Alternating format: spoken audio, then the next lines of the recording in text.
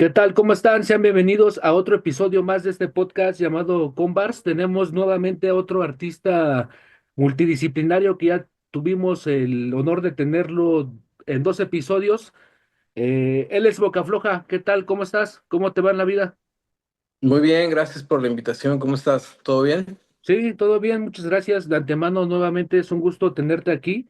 Y más que, bueno, tú como artista te vas moviendo.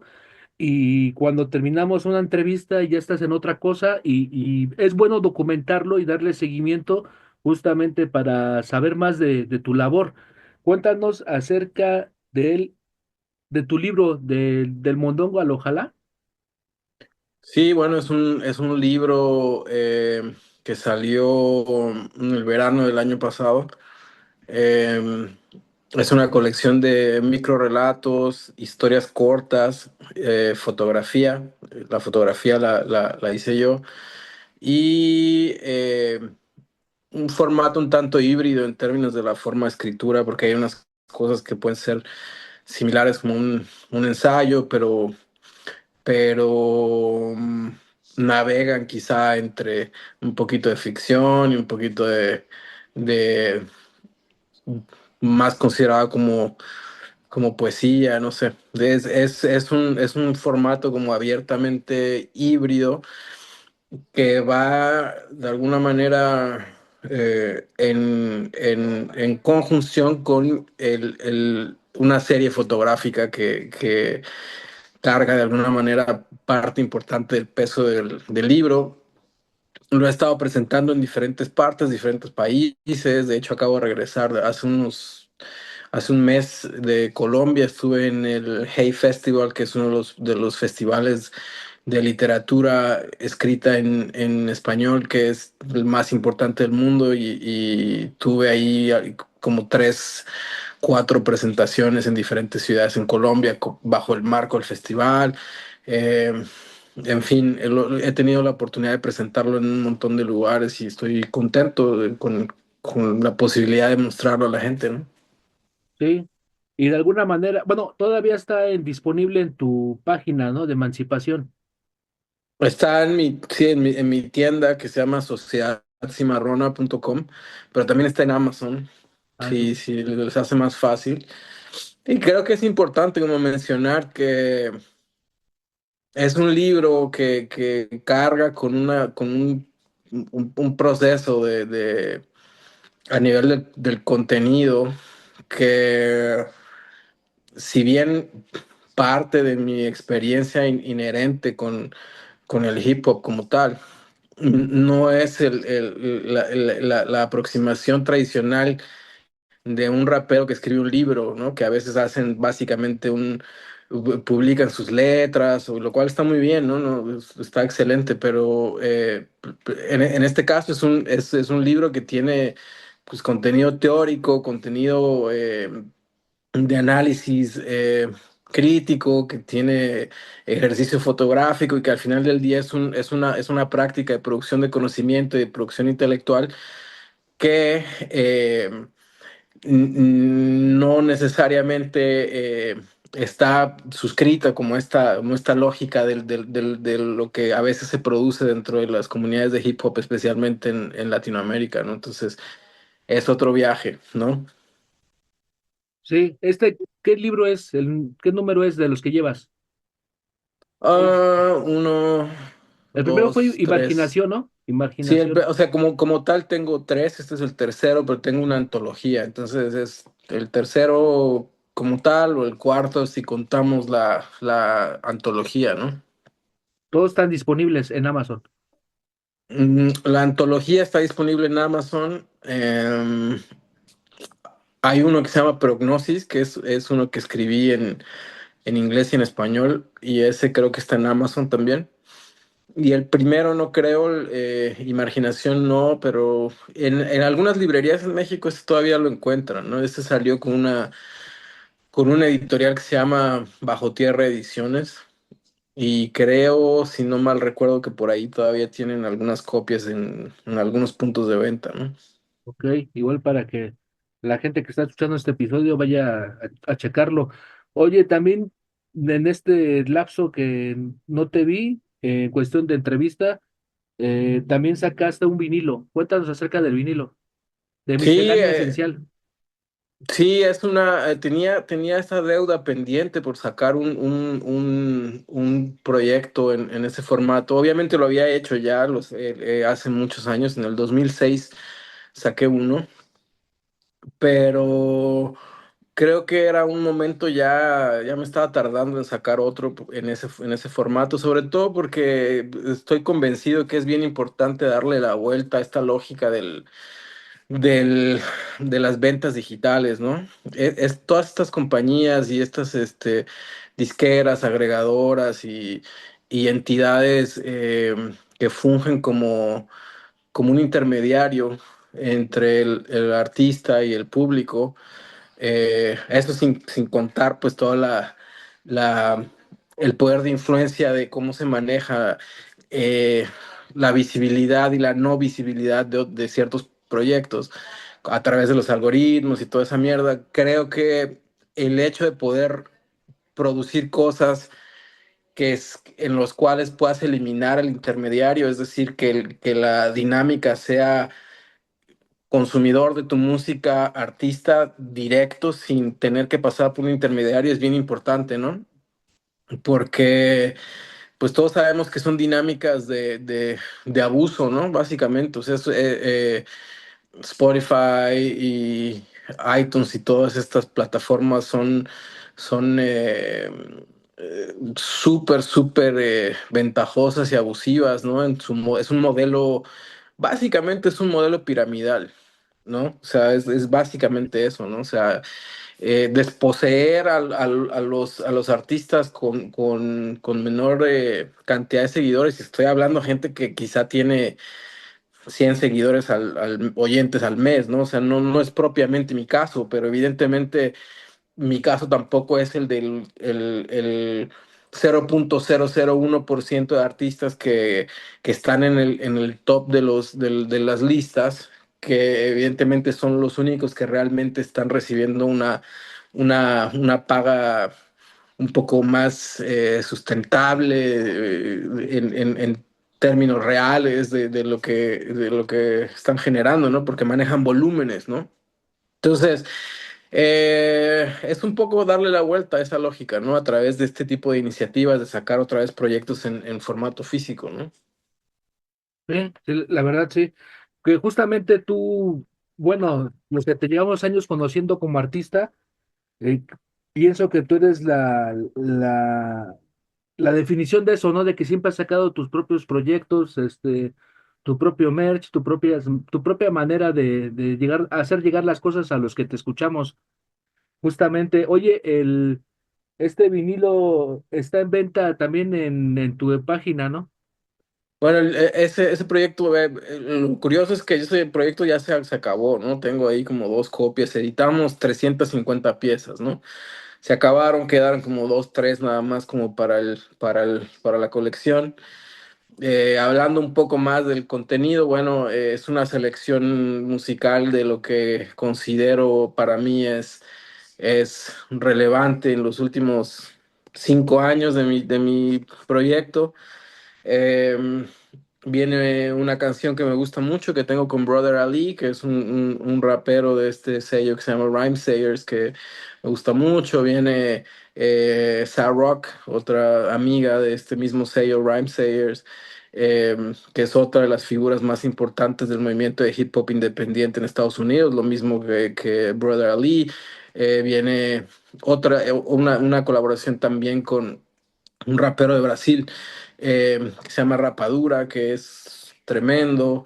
Eh, en general, es un disco el proyecto creo que es una carta de presentación a mi trabajo mucho más justa y mucho más digna respecto a mi historia como artista de hip hop, ¿no? Porque a veces creo que es un poco injusto el hecho de que al yo llevar tantos años haciendo música, eh, la gente haga un análisis de mi trabajo en base a los primeros demos o a las primeras canciones que escucharon. Y eso es un análisis no solamente injusto, sino tramposo, ¿no? Porque cuando haces un análisis comparativo de la música mía de hace 25 años, pues refleja un momento histórico, pero que está contextualizado por un montón de detalles que igual generaron ciertas limitaciones, ¿no? Pero si escuchas lo que yo hago los últimos 12 años para acá, bueno, entonces ya podemos tener otro tipo de conversación con quien tú quieras, ¿no? Es un poco a veces el peso de enfrentar ese tipo de análisis un tanto como maniqueo de gente que aparentemente estudia o analiza o hace reviews del trabajo de uno, ¿no? Sí, exacto. Sí, justamente eso. Pues lógicamente es la evolución del artista, ¿no? Que va evolucionando como persona, como diferentes cosas durante la vida. Bueno, yo Pues a veces, sí, a veces hay otros que involucionan. Sí, exacto. Sí, bueno, yo en particular que he seguido tu trabajo, hay veces que inclusive yo como oyente tuve que, lógicamente no me puse a la par porque tú ya llevas cierto conocimiento, pero sí intenté indagar acerca de cuando diste ese cambio en tu estructura de todo lo que hacías en cuestión de letras, me refiero. Pues sí, o sea, básicamente creo yo, el asumir la responsabilidad de escribir mejor, de forma más efectiva, utilizar una selección más adecuada de palabras para profundizar más en una narrativa y en un discurso específico y utilizar las palabras más adecuadas también para embonar o ejecutar una entrega, un delivery mucho más sólido que también responda de manera justa al sentido musical, ¿no? O sea, porque a veces se piensa también de forma errónea que la cuestión de lo que muchos entienden como un liricista o una persona que tiene un cierto peso específico dentro de su narrativa y de su lírica, como que la música vale madres, ¿no? Y realmente creo que en mi caso no es así, ¿no? O sea, como que para mí la música va primero siempre, o sea, la música va determinando de qué es lo que yo voy a escribir, cómo lo voy a decir, cómo lo voy a ejecutar, ¿no? Realmente la música para mí es el elemento más importante dentro de una pieza. Ok, justamente, para que igual vayamos a checar todo. Bueno, ¿cómo ves en la actualidad el hip hop o el rap en general? Bueno, es que no podemos entenderlo como una cuestión, como un monolito, una experiencia monocultural. O sea, el hip hop es un millón de cosas al mismo tiempo y tiene una capacidad de resignificarse dependiendo del contexto, del espacio, de la corporalidad, del individuo, de la subjetividad, de un montón de cosas que no puede practicarse un ejercicio que,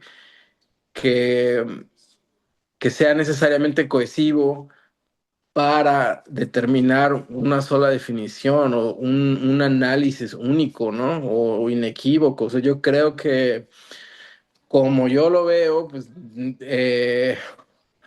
veo que hay un montón de cosas súper interesantes, veo que hay cosas que me emocionan, que me inspiran. Pero si me preguntas, son esos artistas que a mí me inspiran y que me emocionan, los que están en los espacios más preponderantes de visibilidad en todos lados, incluyendo mismo Estados Unidos, te diría que no. O sea, realmente no es así, ¿no? Y en otros países tampoco. Entonces, creo que tiene que ver con la forma en la que cada cual se inserta en esta experiencia y va de alguna manera definiendo este universo, ¿no? Definiendo su conexión con el hip hop como tal y construyendo su propio, su propio espacio dentro de este universo, porque así como que muy a grosso modo y en términos generales, pues entonces nos estaríamos dando de topos por el tiempo, ¿no? Sí, exacto. En cuestión de documentales, ¿tienes pensado hacer otro o hasta el momento está en reserva eso? No, sí, sí, o sea, yo, para quien no sepa, yo he estado haciendo proyectos documentales desde el año 2015. Tengo a la fecha eh, cuatro, diría que cuatro, o sea, tres formalmente que estuvieron en circuitos de festivales y de cine independiente, eh, que siguen una tradición cinematográfica que se define como tercer cinema, que pues tiene una serie de particularidades muy específicas, ¿no? Y tengo uno más que se hizo en base al proceso creativo de mi último o más reciente disco, que se llama Después de Mañana. Entonces, formalmente tengo cuatro y sí, este año estoy pensando trabajar en uno más. La parte visual, la fotografía, el cine documental son tan importantes como la música y son igualmente o incluso son igualmente eh, fundamentales dentro de mi experiencia artística, ¿no? Tanto disfruto como hacer música como disfruto hacer documentales y en términos también de las posibilidades profesionales, creo que también he tenido esa bendición de poder llevar mi trabajo como documentalista a diferentes países. He recibido pues reconocimiento, un montón de invitaciones a presentar mis proyectos en diferentes países, específicamente como documentalista. Entonces, en ese sentido, pues mi corazón creativo está dividido equitativamente, ¿no? Sí. Oye, también, bueno, ya tocando el tema acerca de la presentación esta del 11 de abril, justamente en el Foro Ilvana, cuéntanos acerca de esto, para igual invitar a la gente que esté viendo este episodio. Sí, el 11 de abril voy a estar en Ciudad de México en el Foro Ilvana. El Foro Ilvana está presentando este evento, está organizando este evento donde voy a estar junto con Alika de Argentina. Y va a haber un concierto. Viernes 11 de abril, los boletos ya están disponibles a través de Passline. Pueden ver el flyer en las redes y demás. Em, Creo que va a ser un sold out. Recomiendo a la gente que consiga sus tickets con anticipación. Es un lugar bastante cómodo, céntrico, muy cerca del Metro Hidalgo. Y pues, ojalá hacer una vuelta. Y quiero anunciar también que un día antes, el día jueves 10 de abril, voy a estar en la Casa Rafael Galván, que es un espacio cultural que forma parte de la red de espacios culturales de la UAM, que eso está ahí por la zona centro de la ciudad. Y voy a tener un conversatorio y una proyección. El tema es el tercer cinema. Vamos a discutir sobre cinematografía con este enfoque. Vamos a hablar sobre racialidad, sobre las posibilidades del cine dentro del contexto del sur global. Va a haber un conversatorio, va a haber una sesión de preguntas y respuestas, una proyección fílmica. Estas actividades son totalmente gratuitas. Es el jueves 10 en la Casa Rafael Galván de la UAM a las 7 de la noche, totalmente gratis. También voy a tener ahí algunos de mis artículos a la venta y si la gente quiere acercarse a tomarse una foto o a compartir, pues ahí vamos a estar. Entonces ojalá se puedan dar una vuelta. Sí, justamente vamos a poner todo aquí, todos los links, igual también lo del Foro Ilvana.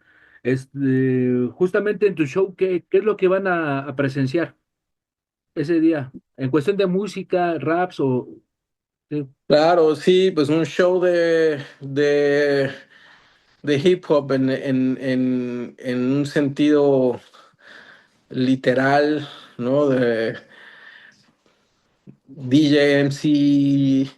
Tengo el apoyo en las armonías vocales con una de las voces más importantes para mí del nuevo movimiento de jazz y soul en México. Se llama Verónica Ruiz, quien está en los sets en vivo conmigo, que por cierto acaba de sacar una canción nueva. Eh, y bueno, llevo muchos años haciendo esto, ¿no? Entonces, en esa medida, creo que si una de las preocupaciones ha sido definitivamente saber cómo pararse en el escenario y saber cómo hacer un performance, ¿no? O sea, saber cómo manejar la voz y cómo dar un performance sólido de hip hop, ¿no? Y mis beats, creo que son un diferenciador respecto a muchas de las cosas que suceden por ahí, y creo que la gente que no haya tenido la oportunidad de verme en vivo, pues debe pasar por ahí y checar que bueno, es un performance bien ejecutado de alguien que es profesional en su trabajo, ¿no? Oye, surgió esta duda acerca del conversatorio, ¿se tienen que registrar en línea o llegan directamente al lugar? No, no, la gente puede llegar directo a las 7 a la casa Rafael Galván, es entrada libre, y sin ningún problema.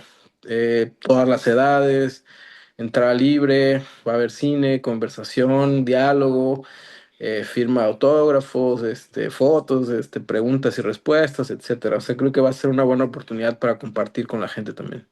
Ok. ¿Va a haber música nueva? ¿Vas a ir publicando durante este año? Estoy terminando un disco justamente. De hecho, voy a México a grabar, terminar de grabar el disco nuevo. Ya lo tengo avanzado a la mitad. Ya está, ya básicamente lo terminé de escribir. Hace falta montar un par de colaboraciones y obviamente el proceso de postproducción, mezcla, máster, eh, y demás, pero ya está. O sea, el disco, digamos que mi labor de escritura y de grabación está a nada de concluir, entonces estoy súper contento. Entonces eso lo pienso sacar, ya en el verano, como por agosto, ¿no? Realmente a veces me cuesta mucho entrar en esta dinámica de estar sacando sencillos y esa mierda, porque es complicado. Mis conflictos con la forma en la que nos han impuesto como el, el formato de distribución y proyección de la música. Realmente trato de darle la vuelta a muchas cosas y de responder a mis necesidades creativas, ¿no? Y a mis tiempos también, ¿no? Entonces, quizá voy a sacar uno o dos sencillos antes, pero creo que voy a tirar el sable ahí de una. Sí, justamente, eso también luego a veces lo he pensado, que el por qué seguir ciertas normas, ¿no? En cuestión de estos de los sencillos o de sacar cosas, pues lo han convertido en, como por ahí dicen, en comida rápida, en algo que ya no, tal vez ya no lo escuchen y la gente de tanto que tienen, ya no lo aprecian, pienso yo. Sí, es que es como la analogía pendeja del hámster que está en la rueda esa, ¿no? O sea, es como una carrera como frenética que no sabemos ni siquiera a dónde va, ¿no?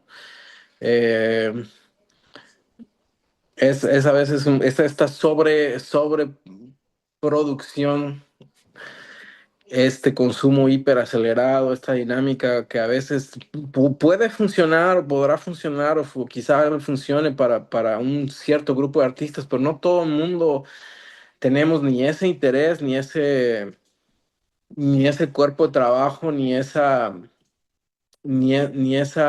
fórmula para tratar de divulgar nuestros proyectos. O sea, creo que, al menos en mi caso, no soy un artista que apela a estar en los 40 principales, ¿no? Ese nunca ha sido pues me queda claro que ese es otro tipo de narrativa, ¿no? Entonces, pienso yo que también en la forma en la que aproximamos estas nuevas figuras de distribución y la forma en la que le damos la vuelta a esa lógica, creo que también resulta como un acto significativo el poderle como trastocar un poco esa pinche lógica como de ahora tienes que salir a huevo el viernes, ¿no? Es como que mm, una pendejada. Al final del día es una Sí, pendejada, ¿no? exacto. Pues bueno, vamos a estar justamente presenciando esto del 11. Yo sí descanso, la neta. Estaba viendo si descansaba en mi trabajo. Yo creo que sí me voy a dar la vuelta. La neta, Va. voy a comprar los tickets antes, justamente para caerle. Y sí, presenciar nuevamente, porque la última vez que te vi fue en este fiesta privada de, no me acuerdo cómo se llama, Store, no me acuerdo, de tenis. Ujú. Fue la última vez que te vi. Sí, Y la neta sí, sí, sí sí, estuvo muy chingón. Esa canción sí. de medios masivos, eh, ¿en qué contexto estabas en esa ocasión o por qué esa rola? Porque Ah, pues sí, es una sí, canción ya bien vieja, eso salió, se escribió en el 2005. Era una canción ahí de tratar de mencionar algunas de las dinámicas en términos de las figuras mediáticas de aquel entonces en México que estaban como que ocupando los espacios de visibilidad a través de pues una práctica de distorsión de la información y de la verdad y demás, ¿no? Realmente es una canción que pues ya no me cuadra mucho, ¿no? Pero no, sí, no, no porque piense diferente a lo que esa canción eh, dice al final del día, sino porque creo que habría formas de hacerlo mejor en términos sí, de cómo, cómo escribirlo, cómo ejecutarlo, etcétera, ¿no? O sea, pues lo volvemos a lo mismo. 2005, estamos, ¿qué? 2020, ¿qué? 25, 24, 25, 20 años nada más, ¿entiendes? ya pasó. Ya llovió, han pasado un montón de cosas en 20 años. Exacto. Oye, ahora sí va una de esas. La obra está plagada de críticas sociales y políticas en tu música hacia las estructuras del poder. ¿Cómo percibes el papel del artista en un contexto en el que la voz disidente a menudo es silenciada o minimizada? Ah, bueno, entiendo las posibilidades del arte en general como una, como un espacio que puede viabilizar nuevos imaginarios políticos. Históricamente no puedes pensar en ningún proceso de transformación político a nivel histórico. O sea, si haces como un ejercicio de revisión histórica, no vas a encontrar ningún proceso exitoso de transformación social, cultural, económico y político sin la participación del arte como una entidad crucial en ese tipo de movimientos. O sea, si tú lo revisas, no hay uno donde la ideología, el arte y la cultura no fungieran como un rol preponderante, ¿me entiendes? No existe. O sea, en todo siempre hubo un elemento donde la ideología, la cultura y el arte tuvieron que sumarse a ese tipo de procesos de transformación para poder eh, contribuir. Ahora bien, el arte en sí mismo representa una experiencia política. ¿Por qué? Porque nosotros mismos, nuestra corporalidad, nuestra subjetividad, en el mayor de los casos, en sí mismo representa tiene un valor político en el espacio social, en sí mismo tiene ese valor político, ¿no? Entonces, todo artista que apela como a la neutralidad, a las posiciones neutrales, está en sí mismo siendo utilizado porque esa neutralidad capitaliza hacia el lado del poder siempre. O sea, no existe esa neutralidad. Alguien puede asumirse como neutral políticamente, pero esa neutralidad en sí misma tiene un valor político que capitaliza hacia el lado más desfavorable. por lo cual es una pendejada cuando algún artista dice, no, es que yo soy apolítico o yo soy un neutral, yo no me meto en eso, ¿no? Realmente, ok, el no meterse en eso, el asumirse como neutral tiene un valor político que capitaliza en su contra. Entonces, en ese sentido, pues creo yo que el arte tiene un montón de posibilidades. El hip hop, entre muchas otras cosas, muchas otras definiciones y posibilidades, es en sí mismo también es una plataforma artística, es un arte como tal. Entonces, y digo, no es únicamente eso, ¿no? Es un arte que sí, evidentemente está compuesto por un montón de diferentes experiencias históricas, culturales, políticas, económicas, espirituales, lingüísticas, raciales, etcétera. Pero como si lo analizamos específicamente desde esta lógica del arte, evidentemente carga un montón de experiencias políticas en sí mismo, ¿no? Entonces, esa es mi aproximación, mira, tú te vas a encontrar también con un montón de cabrones he escuchado que dicen como, oh, pero el hip hop, era peace, love, unity and having fun, ¿no? Como que amor, paz, unidad y pasarla bien. Empezó siendo como una fiesta. Lo que no entienden o lo que no saben o lo que no se han dado la tarea de investigar o de entender es que esas fiestas que estaban sucediendo en el sur del Bronx, eran al final del día ocupar un espacio público que estaba históricamente denegado para las poblaciones migrantes racializadas, y ese tipo de celebración era en sí mismo una confrontación política súper cabrona para el tejido social, del tejido social de esas comunidades frente a las estructuras de poder en una ciudad empobrecida, sumergida en las pinches epidemias de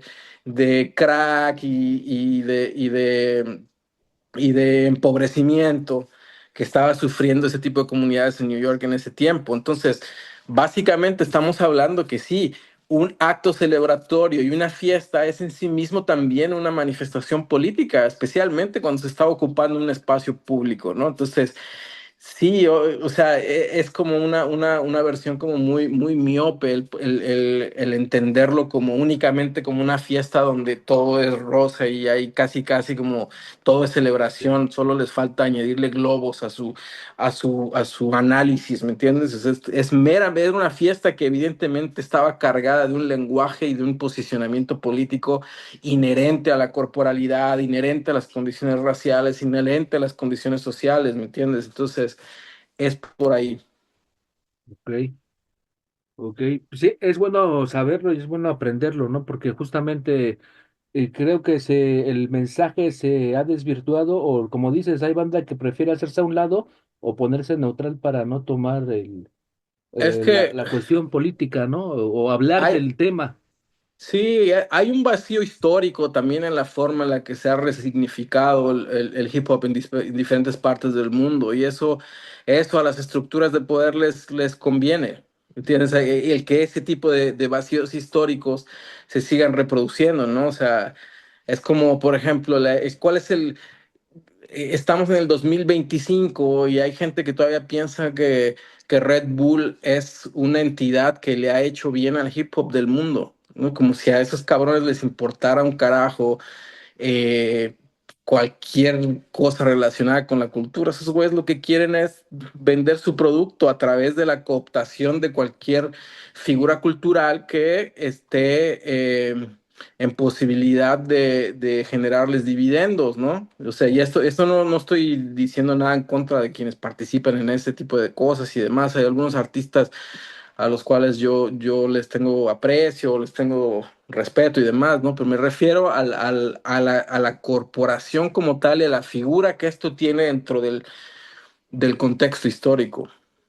O Sí, sea, a la figura que una corporación como Red Bull tiene en, en el registro histórico del hip hop como un movimiento cultural, ¿no? O sea, realmente te pones a pensar y es como que es una entidad corporativa que está cooptando una figura cultural para generar dividendos. Ese es su único interés. Y en el momento en el que aparezca otra figura cultural, otra experiencia cultural, otro movimiento cultural que sea capitalizable y redituable, en ese momento ellos dan un giro y van a invertir dinero ahí, ¿no? Pero eso en sí mismo no está necesariamente haciendo aportaciones significativas en el contexto meramente cultural para la comunidad, ¿entiendes? O para las comunidades de hip hop, ¿no? Sí, todo lo que mencionas eh, justamente es para cuestionarse e ir indagando, ¿no? De alguna manera para ir puliendo cada situación y no nomás seguir por seguir, porque también eso tiende mucha gente que nomás sigue por seguir y ni siquiera sabe el por qué está ahí, ¿no? Pero bueno, Pues sí, digo, solamente se me había pasado como contextualizando un poco el asunto del libro, ¿no? Creo que es importante como hacer esa diferenciación, ¿no?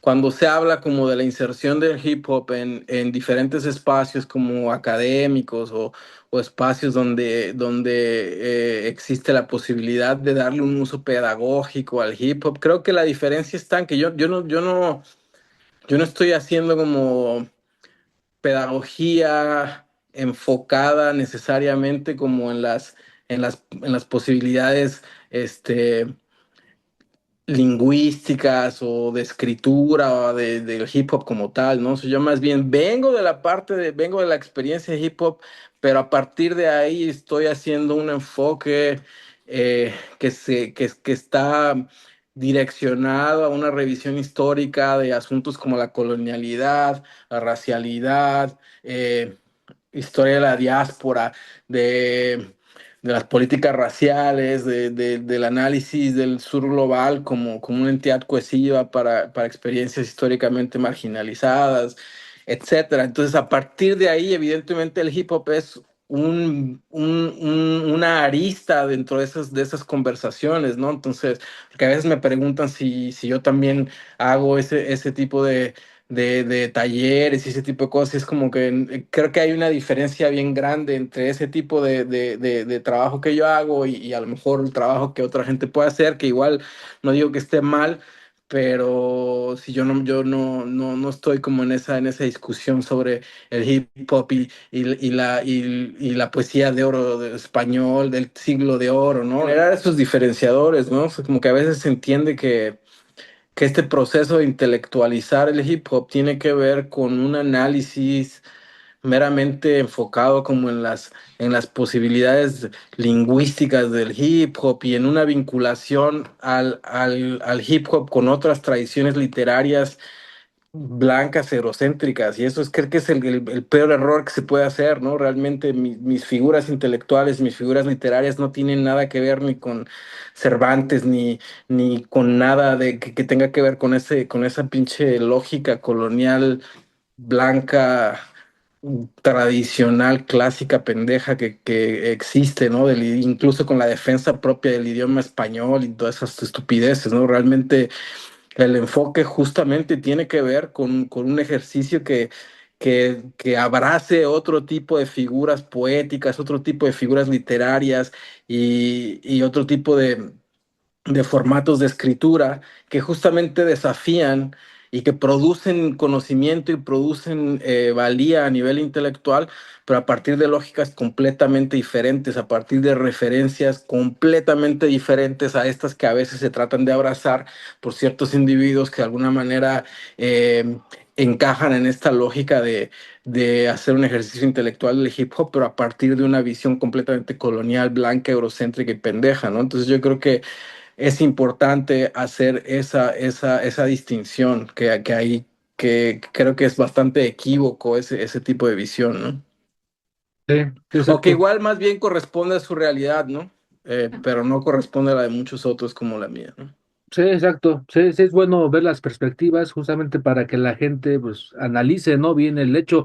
Pero sí, ahora que me lo mencionas, sí. O sea, sí, sí comparto esa idea, porque igual yo no le vi nada, yo no le veía nada malo, así pero ahorita lo que me estás mencionando y los puntos de vista, sí tienes razón. O sea, es como jugar a lo mismo de hace 100 años, ¿no? O de hace 200 años, o sea, no avanzar, ¿no? y estancar el hip hop en eso, ¿no?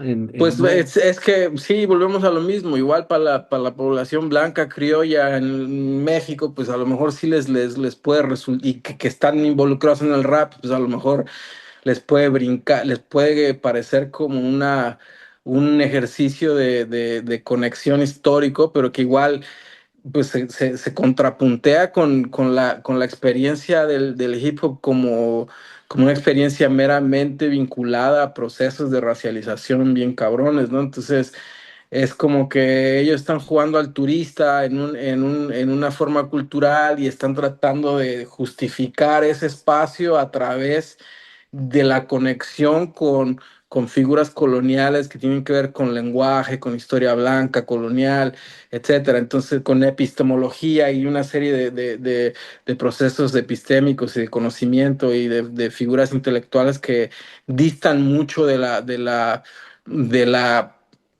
la cuna y del génesis, de la genealogía del hip hop en todo el mundo o en el sur global, ¿no? Entonces, creo que es importante para mí hacer esa distinción porque ocupamos acercamientos y visiones bastante diferentes cuando se refiere a hacer un ejercicio más crítico de intelectualizar ciertos procesos donde se habla sobre hip hop, ¿no?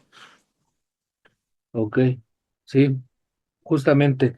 Bueno, de antemano, nuevamente, gracias por tenerte aquí en este episodio. Esperamos, justamente hacerlo más adelante igual. Sabes que tienes las puertas abiertas de este espacio que hemos construido poco a poco. Pues algo más quieres decir. No, nada, gracias por la oportunidad, un saludo, un abrazo a quienes estén viendo esto. Si alguien se puede dar una vuelta a las actividades que tenemos el día jueves 10 de abril en la Casa Rafael Galván de la UAM, va a haber un conversatorio sobre tercer cinema, completamente gratuito, 7 p.m. y sería bueno verles ahí. Y si tienen oportunidad de ir al concierto, es el viernes 11 de abril, producido por el Foro Cultural Ilvana, y va a estar Boca Floja y Alica desde Argentina a las 9 de la noche y pueden ya conseguir sus boletos a través de Passline. Entonces, espero verles en los próximos días en Ciudad de México y gracias de nuevo por el espacio y por la oportunidad. Sí, ahí estamos, banda. Vamos a poner todos los links justamente para que sea más fácil. También tu página oficial para que vayan a checar todo. Nos vemos para la próxima. Esto fue con Bars.